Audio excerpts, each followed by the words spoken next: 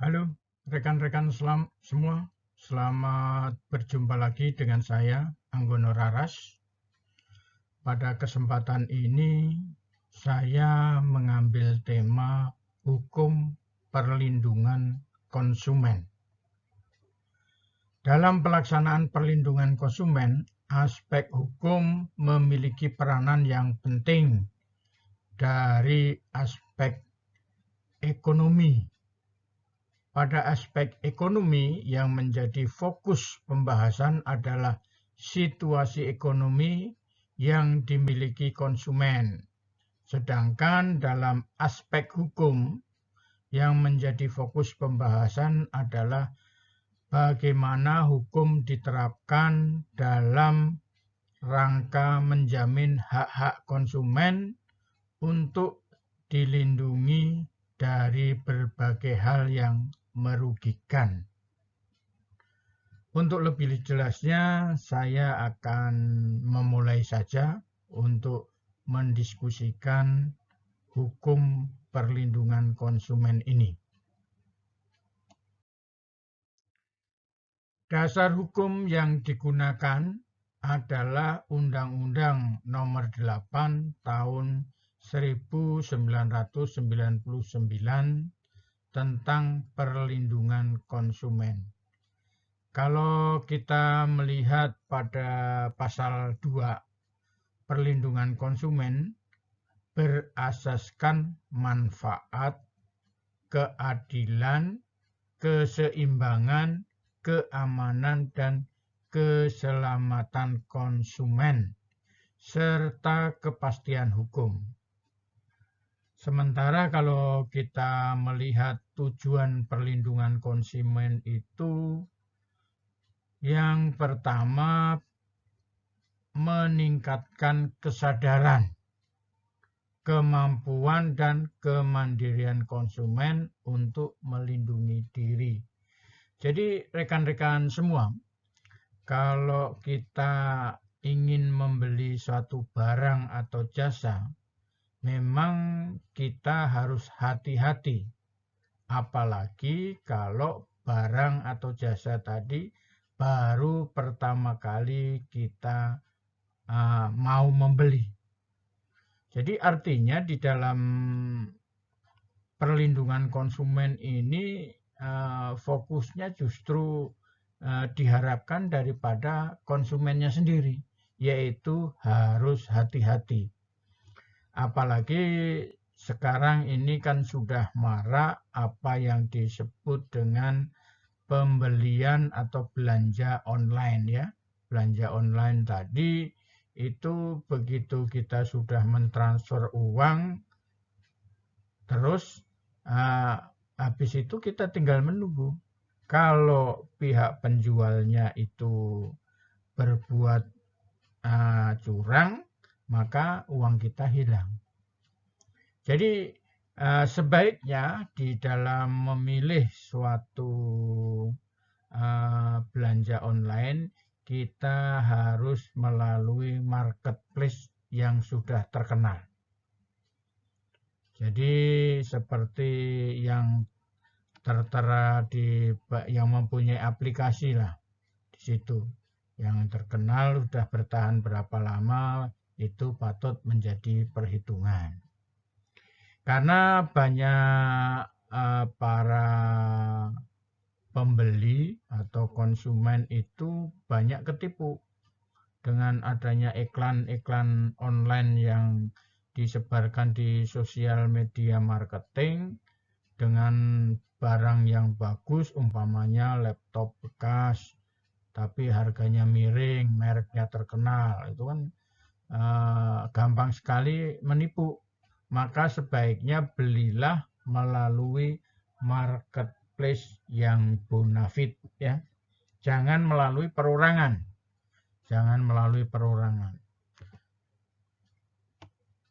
Kemudian yang kedua, mengangkat harkat dan martabat konsumen dengan cara menghindarkan dari ekses negatif pemakaian barang dan jasa. Nah, itu tadi artinya di sini pihak undang-undang atau pemerintah ini berharap supaya konsumen itu meningkat harkat dan martabatnya, ya, dengan adanya barang yang dibeli tadi. Siapa tahu barang yang kita beli atau konsumen beli itu barang curian, ya kan, atau barang black market, sehingga kalau ada orang berniat jahat dari kita, ya begitu kita membeli barang curian atau barang yang tidak benar, gampang sekali menjadi umpan, ya, pihak konsumen. Kemudian berikutnya yang ketiga, meningkatkan pemberdayaan konsumen dalam memilih, menentukan dan menuntut hak-haknya sebagai konsumen. Jadi di sini jelas bahwa konsumen itu diberi pembelajaran. Kalau ingin membeli barang, sebaiknya memilih satu, kualitasnya barang. Yang kedua, memilih lokasinya, ya kan? Kemudian memilih berdasarkan harganya, barang baik tapi harga murah. Apakah masih ada? Jadi yang kaitannya dengan barang manfaat barang itu terkait dengan biaya, ya. Sehingga apabila konsumen dirugikan, konsumen bisa menuntut hak-haknya sebagai konsumen. Selanjutnya kita masuk ke yang nomor 4, menciptakan sistem perlindungan konsumen yang mengandung unsur kepastian hukum dan keterbukaan informasi serta akses untuk mendapatkan informasi. Jadi rekan-rekan semua, jadi di sini konsumen diharapkan tahu artinya kepastian hukum. Kepastian hukum itu tadi, kalau kita membeli barang yang di warung-warung yang formal, artinya kayak mall, kayak segala macamnya, ya, walaupun tapi kita bisa ada kepastian hukum. Artinya barang yang dijual itu adalah barang-barang yang legal. Artinya barang-barang yang formal, ya. Jadi umpamanya dia sudah bayar pajak segala macamnya gitu. Jadi bukan setelah kita membeli barang kita kena tipu, ya. Barangnya nggak dapat, uangnya hilang, ya kan? Kemudian yang kelima, menumbuhkan kesadaran pelaku usaha mengenai pentingnya perlindungan konsumen, sehingga tumbuh sikap yang jujur dan bertanggung jawab dalam berusaha. Jadi di sini jelas bahwa dengan adanya perlindungan konsumen tadi menumbuhkan rasa kesadaran pelaku usaha bahwa kalau informasi yang kita berikan itu harus sesuai. Ada contohnya, ada barang yang sudah kadaluarsa masih dijual. Nah, ini hal yang tidak bagus, ya. Jadi itu bukan melakukan satu perlindungan, tapi justru dia menjerumuskan. Siapa tahu begitu kita membeli suatu barang atau apa yang sudah kadaluarsa, maka terjadi begitu kita konsumsi, kita pakai, ada hal-hal yang tidak kita inginkan atau konsumen inginkan, itu terjadi yang merugikan konsumen. Kemudian yang keenam, meningkatkan kualitas barang dan jasa yang menjamin kelangsungan usaha. Baik itu berupa barang atau jasa, kesehatan, kenyamanan. Jadi dari sini bahwa dengan adanya perlindungan konsumen ini, pihak pengusaha berusaha meningkatkan kualitas, baik itu kualitas barang maupun kualitas jasa, ya.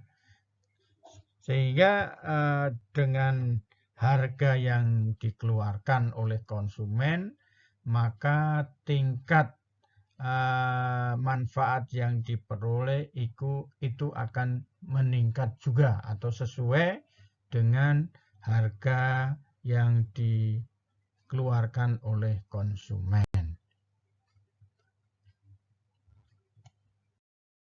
Rekan-rekan semua, mari kita lanjutkan lagi, yaitu tentang hak konsumen.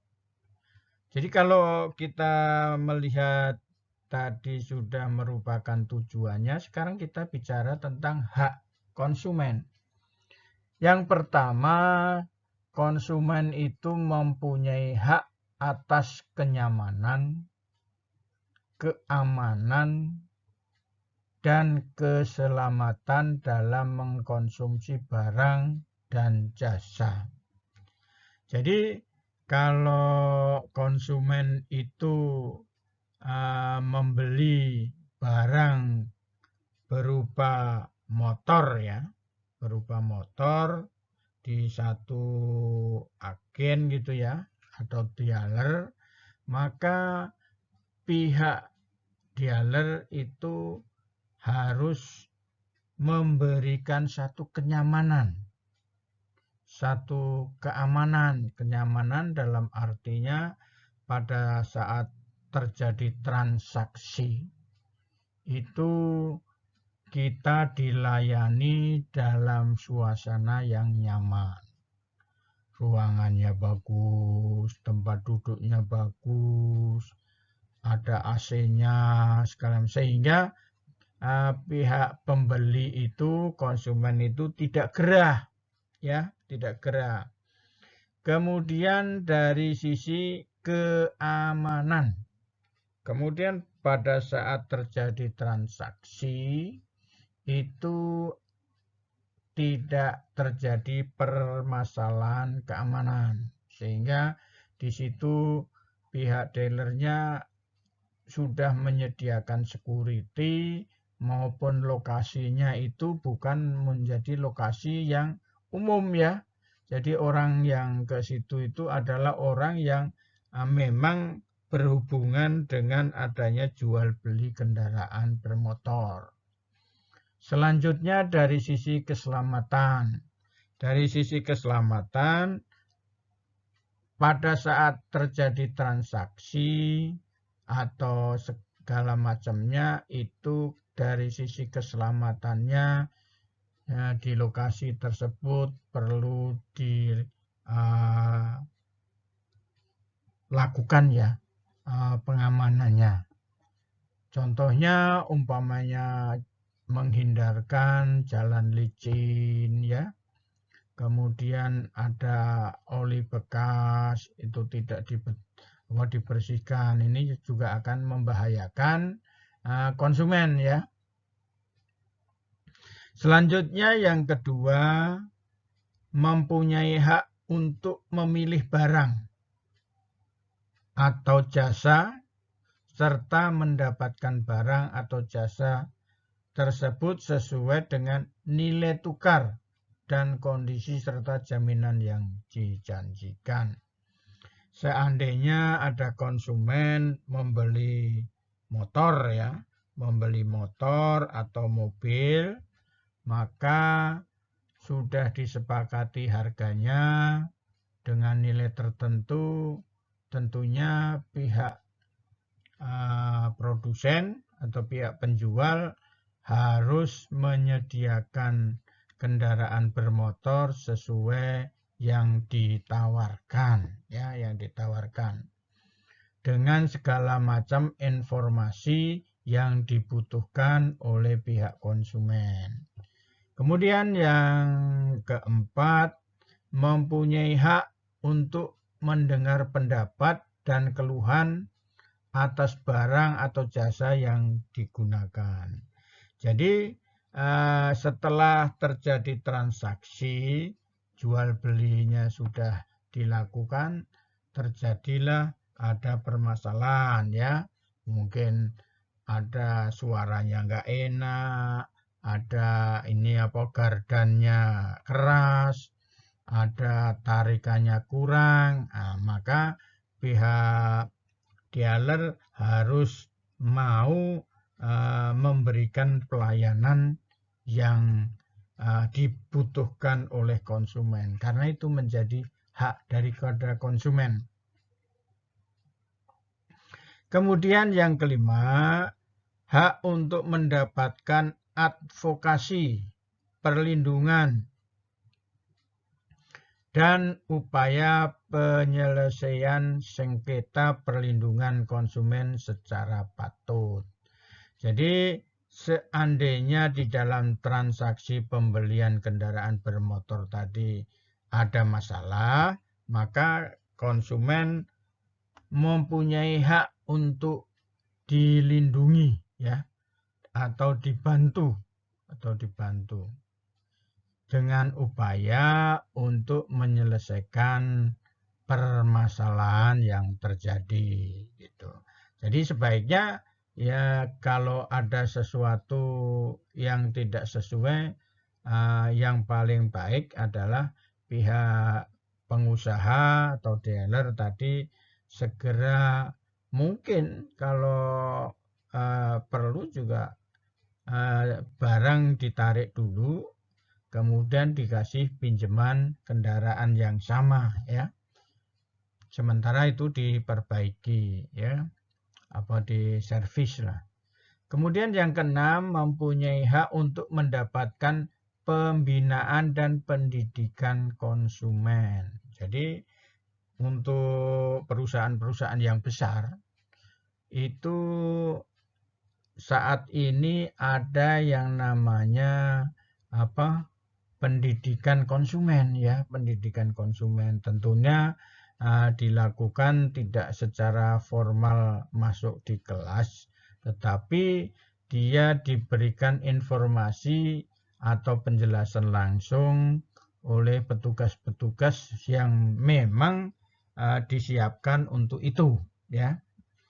Kemudian yang ketujuh, mempunyai hak untuk diperlakukan atau dilayani secara benar dan jujur serta tidak diskriminatif ya. Jadi sebaiknya pihak pengusaha memberikan pelayanan yang sama terhadap semua konsumen ya kan. Memang di dalam satu bisnis itu ada namanya penentuan segmen pasar ya, segmen pasar. Tapi di sini jangan sampai terlihat jelas adanya diskriminatif. Orang yang tampilannya keren, banyak duit, itu dilayani dengan baik. Sementara ada orang jelata, karena tampilannya seperti orang jelata, didiemin saja gitu. Itu tidak perlu, karena itu sudah menjadi hak konsumen diperlakukan atau dilayani secara benar dan jujur dan tidak diskriminatif. Kemudian yang kedelapan, hak untuk mendapatkan kompensasi atau ganti rugi atau penggantian segala macam. Jadi kalau ada masalah tentang adanya kerusakan atau apa, kalau memang itu kerusakannya tidak bisa diperbaiki oleh pihak agen atau dealer, sebaiknya perlu dilakukan ganti rugi ya, ganti rugi. Kemudian yang nomor 9 atau yang terakhir, hak yang lain itu adalah hak tentang ketentuan peraturan perundang-undangan. Nah, jadi artinya semuanya itu ada di dalam undang-undang tentang perlindungan konsumen. Baik, rekan-rekan semua, saya akan coba menjelaskan lagi tentang adanya kewajiban konsumen. Jadi konsumen selain mempunyai hak, dia juga mempunyai kewajiban. Yang pertama, membaca atau mengikuti petunjuk informasi dan prosedur pemakaian atau pemanfaatan barang atau jasa demi keamanan dan keselamatan, ya kan? Jadi maksudnya di sini kalau kita membeli motor baru atau kendaraan mobil baru, maka untuk yang menyupir atau sebagai drivernya itu harus membaca petunjuknya dulu, prosedurnya, ya. Karena pada awal-awal memang semuanya itu perlu belajar, ya. Semua perlu belajar. Itu kenapa ada keengganan bagi orang-orang yang sudah malas belajar, itu keengganan untuk berganti fasilitas, berganti. Nanti artinya kita membeli barang baru, maka prosedurnya, caranya juga baru. Untuk mengerti itu kan harus ada belajar. Biasanya banyak yang males harus pakai ini. Ya, itu namanya switching cost. Orang yang belajar dari satu alat ke alat yang baru itu membutuhkan biaya pergantian, ya kan? Minimal waktu, tenaga, itu di dalam switching cost tadi dibutuhkan, ya kan? Kemauan segala macam. Kemudian yang kedua, beritikat baik dalam melakukan transaksi pembelian barang atau jasa, ya. Jadi kalau kita mau membeli kendaraan baik itu motor atau mobil, apalagi kalau membelinya secara kredit, ya, kita harus mempunyai itikat baik. Karena di dalam satu kegiatan kredit artinya tiap bulan kan harus bayar, ya. Jangan sampai nunggak, ya. Kalau biasanya kalau kita kredit kendaraan bermotor itu telat 1 bulan atau 2 bulan, debt collector udah datang, ya kan? Udah bermasalah itu, jadi ada masalah. Kemudian yang ketiga, membayar sesuai dengan nilai tukar yang disepakati. Jadi sebelum terjadi transaksi tentunya kan sudah ada deal harga, ya. Baik itu tawaran atau diskon atau apa itu. Tapi yang penting sudah ada kesepakatan harga. Kemudian yang keempat, mengikuti upaya penyelesaian hukum sengketa perlindungan konsumen secara patut. Ya, jadi kalau sebetulnya kalau tidak kepepet benar, kita jangan sampai terjadi sengketa, ya. Kalau ada sengketa, ya ada haknya atau ada kewajibannya dari konsumen untuk menyelesaikannya, baik secara hukum maupun secara kekeluargaan. Rekan-rekan semua, sekarang kita melihat pada posisi pelaku usaha. Tadi kan konsumen ya. Pada pelaku usaha juga mempunyai hak ya. Yang hak pertama kali pengusaha atau pelaku usaha itu dia berhak menerima pembayaran barang atau jasa yang diberikan, dipindah tangankan ke konsumen dengan besaran harga yang sudah disepakati sebelumnya.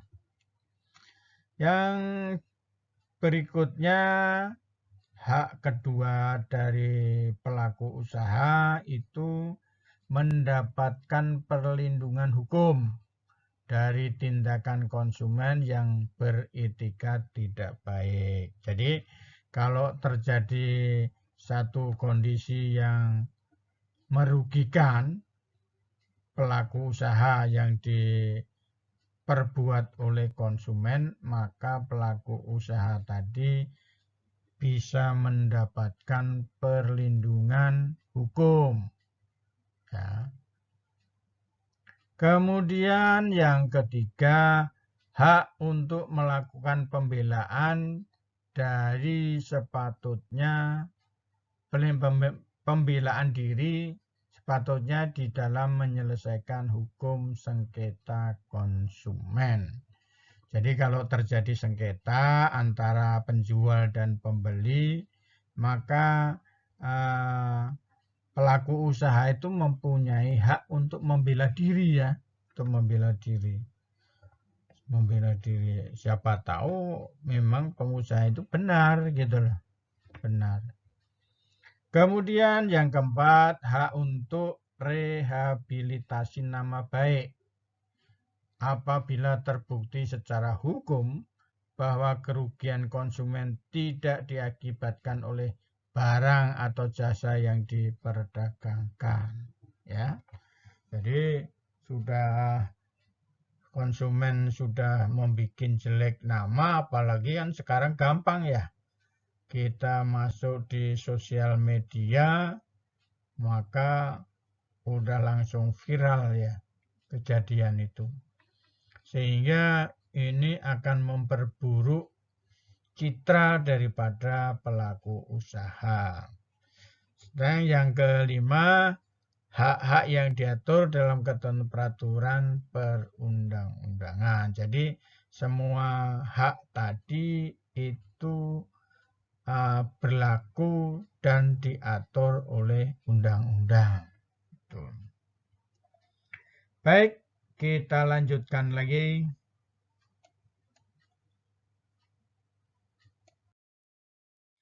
Sekarang kita lihat kewajiban pelaku usaha. Tadi haknya, sekarang kewajibannya.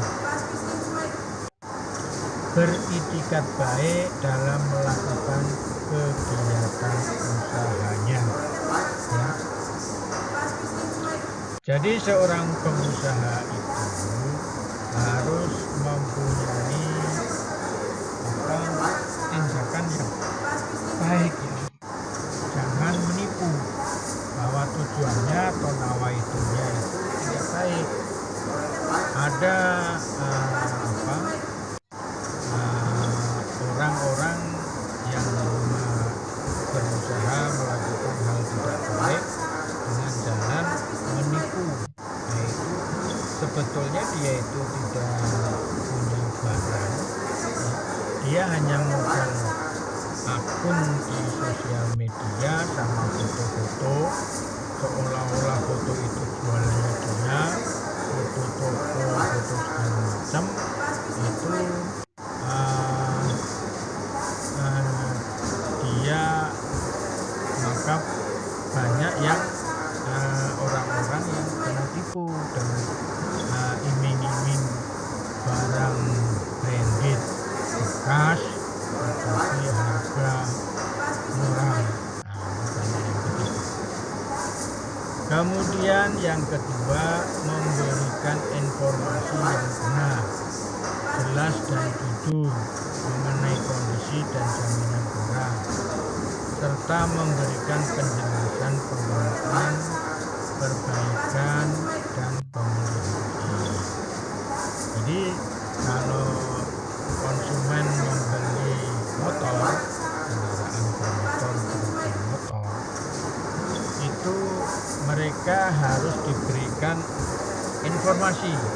Jadi biasanya di dalam satu kendaraan bermotor itu ada buku BPKB, terus buku manual. Nah, tapi pihak pelaku usaha tidak ada salahnya bila memberikan informasi secara lisan.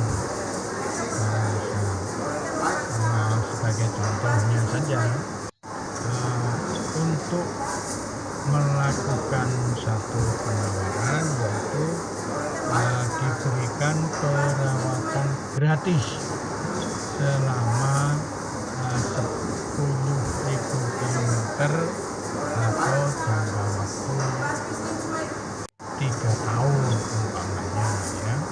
Itu merupakan satu tindakan untuk memperlakukan satu konsumen itu dengan informasi dan hal-hal yang baik, ya. Kemudian selanjutnya memperlakukan atau melayani konsumen secara benar dan jujur, ya, secara benar dan jujur. Jadi konsumen itu sebaiknya dilayani dengan baik, karena yang namanya konsumen yang puas itu harga tidak akan menjadi masalah, karena dia merasa puas, ya. Kemudian yang keempat, menjamin mutu barang atau jasa yang diproduksi, diperdagangkan berdasarkan standar mutu barang atau jasa yang berlaku. Jadi di sini rekan-rekan, apa yang dijanjikan dengan apa yang diterima konsumen itu sama, ya. Kalau dia umpamanya jualan motor, maka yang dijanjikan harus sesuai, ya. Jadi itu akan menimbulkan kepuasan yang ada pada konsumen. Kemudian yang keenam, memberikan kompensasi ganti rugi atau penggantian atas kerugian akibat penggunaan, pemakaian, dan pemanfaat barang atau jasa yang diperdagangkan. Jadi kalau Anda umpamanya yang dalam kasus ini membeli motor tadi ternyata bermasalah pada saat waktu masih garansi, ya, ada permasalahan di dalam mesinnya sehingga motor itu jadi terganggu, maka sebaiknya pihak pelaku usaha memberikan kompensasi dalam bentuk perawatan, ya, dalam bentuk perawatan atau pelayanan yang gratis, ya, yang gratis. Seandainya mesin tadi tidak bisa dibetulkan, ya diganti mesin baru. Kalau memang mesinnya tidak ada, maka diganti motor yang baru. Itu rekan-rekan sama. Kemudian ada yang terakhir, memberikan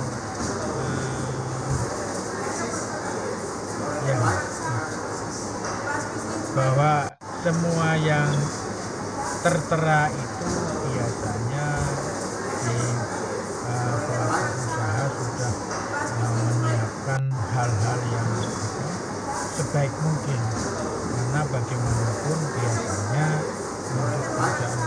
sebagian besar itu didukung oleh tenaga ahli di bidangnya masing-masing. Baik, rekan-rekan semua, kita lanjutkan lagi. Di sini ada namanya perbuatan yang dilarang bagi pelaku usaha. Yang pertama, pelaku usaha dilarang memproduksi atau memperdagangkan barang atau jasa yang tidak sesuai dengan aturan yang berlaku. Nah, jadi sebagai contoh, kalau di satu perusahaan otomotif, di situ membuat motor yang tidak ada pelindungnya, baik itu sparkboard, baik itu rem, mesin segala macamnya, itu artinya tidak mengikuti standar yang berlaku. Itu tidak boleh, ya, tidak boleh. Kemudian melakukan produk baru tanpa melakukan satu testing, yang proses testing sesuai dengan aturan produk baru itu tidak diperkenankan.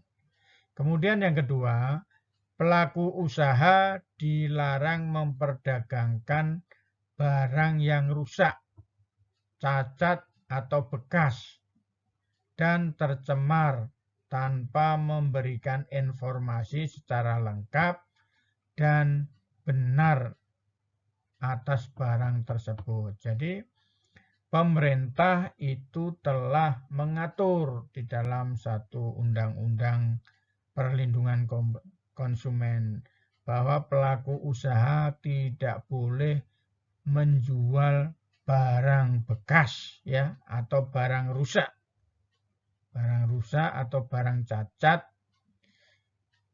sehingga merugikan konsumen tanpa memberitahu kondisi tersebut secara benar kepada konsumen. Kemudian yang ketiga, pelaku usaha dilarang memperdagangkan sediaan farmasi dan pangan yang rusak. Nah, ini contoh yang lain lagi, bahwa pelaku usaha farmasi, ya, tidak boleh menjual obat-obatan yang sudah kadaluarsa, ya kan? Baik itu berupa obat-obatan maupun makanan maupun vitamin yang sudah cacat, bekas, tercemar, kemudian daluarsa, itu tidak boleh, ya, dijual. Seandainya terjadi ini, ya, akan pelaku usaha tadi akan menjadi masalah, ya. Kemudian yang keempat, pelaku usaha yang melakukan pelanggaran dilarang melakukan jual beli barang dan jasa, serta wajib menarik dari peredaran, ya. Jasa, barang-barang dan jasa yang dijual tadi harus ditarik dari peredaran. Baik, rekan-rekan semua, mudah-mudahan diskusi kita untuk kali ini dalam video ini dapat bermanfaat. Terima kasih. Salam sukses.